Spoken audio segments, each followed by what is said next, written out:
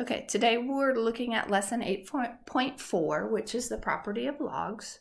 You'll notice in the chart there's 7 different properties. The first 4 should be reviewed because we've already talked about these. In the first property, it's log base b of 1 equals 0.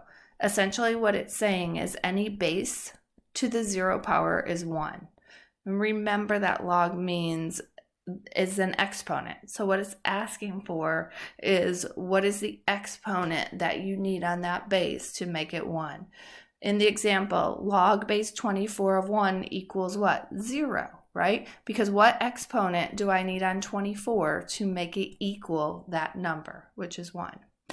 The next one, log base b of b equals 1. That means b to the first power equals b, okay? So if I have log base 42, what goes in there? What does it equal? Well, it equals 1. Log base 42 of 42 equals 1 because 42 to the first power is 1. Okay. No, 42 to the first power is 42, not 1. Log base b of k equals bk. Okay. So that just means a base to an exponent equals a base to an exponent. So log base 7 of 7 squared is going to equal 2 because 7 squared equals 7 squared. And then we have number 4, which is b is our base raised to the log base b of a equals a. Okay, this is kind of the one that's a little different. It means the base raised to the k, and the k in this case is log base b of a, equals a. So how do we write that? As the example, we have the base 5 raised to the log base 5 of 8. Well, what does that equal? Well, it's going to equal 8. Okay. All right, so now we're going to start looking at these next 3 properties. Number 5 is log base b of x times y equals log base b of x plus log base b of y. Okay, I want you to write the product property here. How do we know this is the product property?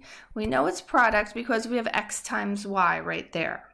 Okay, this form on this side of the equals on the left side is called condensed form. Log base b of x times y, that's condensed. On the other side, it's called expanded form. And we know that this is expanded for a product because of the addition. The addition tells us that this is going to be the product property for logs, okay? So when it's condensed, you see x times y, which is multiplication, but then to expand it, they use the log base b, and they take one of the factors, which is x, and they add log base b of y to that, okay? And let's see over here. So on the example side, this is expanded. It's expanded, and I know that because of the addition sign. And I also know if I see the addition sign, it's the product property.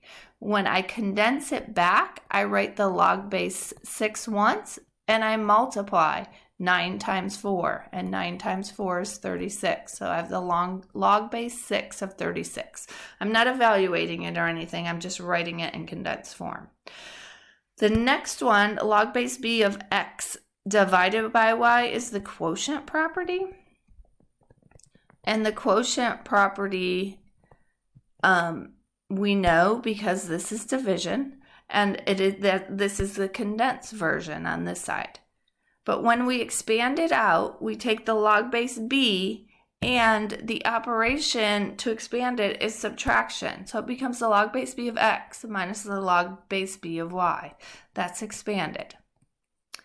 So if I look at my example, I see log base 1/5 of 100 minus log base 1/5 of 4. This is expanded. This is the quotient. And I know it's the quotient because I see the subtraction. When I write the condensed version, I use the log base 1/5, and I write 100 over 4. I can simplify that and make it the log base 1/5 of 25 if I want, but I'm not evaluating it. And this is considered condensed on this side, as well as this is condensed for the product property. Okay, so the last one, number 7. Number 7 is the power property. And the power property we can identify because we see that log base b of this value or number is raised to a power. It's to the nth power. Okay, this is condensed form. And we take condensed form and we expand it out by taking that power off of the number or the value and placing it in front of the log. That makes it expanded when that power moves in front of the log. Okay, so let's look at the example. Log base 5 of 25 to the 8th power. This is not expanded form. This is condensed. I can expand it by taking the 8 and writing it in front, and I get 8 times the log base 5 of 25, okay? This is expanded form by moving that power to the front. Okay, so for the remainder of this lesson, we'll be using mostly properties 5, 6, and 7. We're going to work in both directions. We're going to start by taking it out of expanded form and writing it in condensed form. Okay, so practice. Our first directions are to write in condensed form. So this is going to be given in expanded form. So we're going to take it out of expanded. We're going to put it in condensed. Here's our first one. Log base 2 of 3 plus log base 2 of 4. I look at my operation, it's addition. When I go up here, the property that's expanded with addition is product. So how do I condense it? I take and write the log base 2 just one time, and I take my 3 and my 4, and they're going to be multiplied together. So I get log base 2 of 12. Again, I'm not evaluating it. I'm not doing anything. I'm just condensing it. The next one, log base 5 of 7 minus log base 5 of 5. I look at my operation. It's subtraction. That tells me it's the quotient property. So this log base 5 stays, but then it's 7 over 5. And I don't really need to simplify that because, there's nothing to simplify it by. I wouldn't turn it into a mixed number. So I just leave it like that. All right, let's go to the next one. 4 times log base 9 of 2. 4 times log base 9 of 2. This is expanded, and I see out in front that I have this 4 in front of the log. That tells me it's the power property, and I'm going to be taking and putting that power back on to the value or number. So I get log base 9 of 2 to the 4th power, and it's okay to go ahead and do that out. So that would be log base 9, and 2 to the 4th power is 16. And that's all you have to do for that one.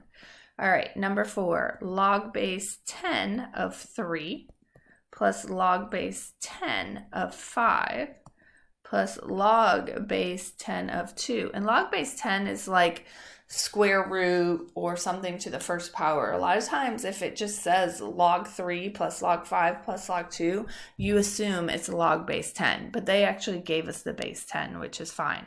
So I look at my operations, and I see I have addition and addition. So I keep my log base 10.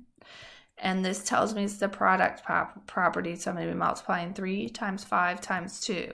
And 3 times 5 times 2 is log base 10 of 30. All right, let's keep going. Number 5. Number 5 is 2 times log base 3 of P plus log base 3 of Q. So I have a couple things going on here. I have the number in front of the log, which tells me it's a power.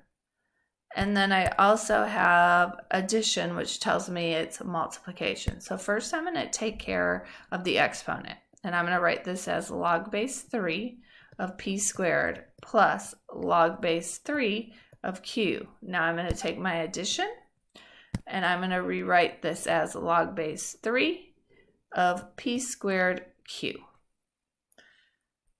All right, number 6. 5 times log base 6 of x minus log base 6 of 4. Again, I have a couple things going on. I have my subtraction telling me it's a quotient, and I also have my 5 in front of my log, which is telling me it is a power. I'm going to take and put the power with the x, so I get log base 6 of x to the 5th minus log base 6 of 4. Now, the subtraction sign is telling me it's a quotient. This becomes log base 6 of x to the 5th in my numerator over 4 in my denominator.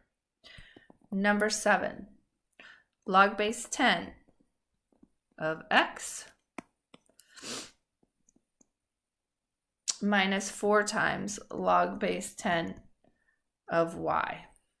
Subtraction tells me it's quotient, and the 4 in front of the log tells me that it is an exponent.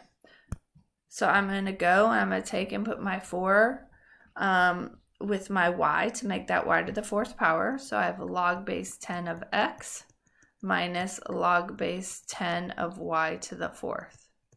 Okay, the subtraction tells me that I'm going to write it as a quotient. Log base 10, x is my numerator, y to the 4th is my denominator.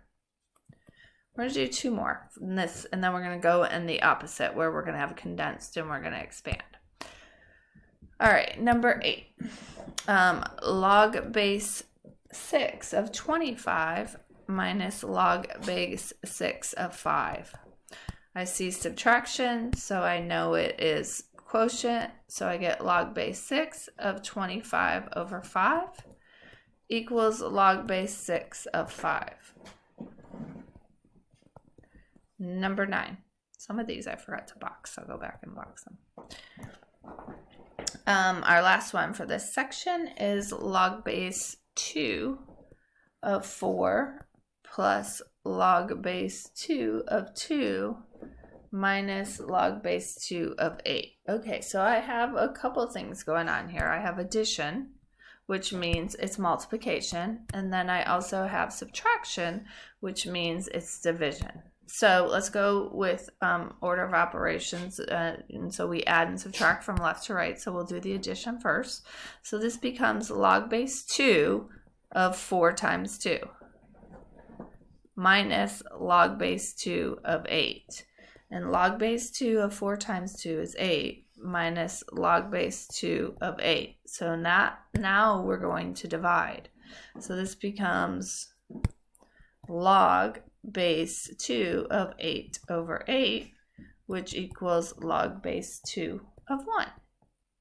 Okay, so we're about out of space on this first video, so I'm going to go ahead and stop it, and then we will start back up. You can either use the back of the handout you printed or a piece of paper to do about 6 or 7 more examples. All right, I'll be back in a bit.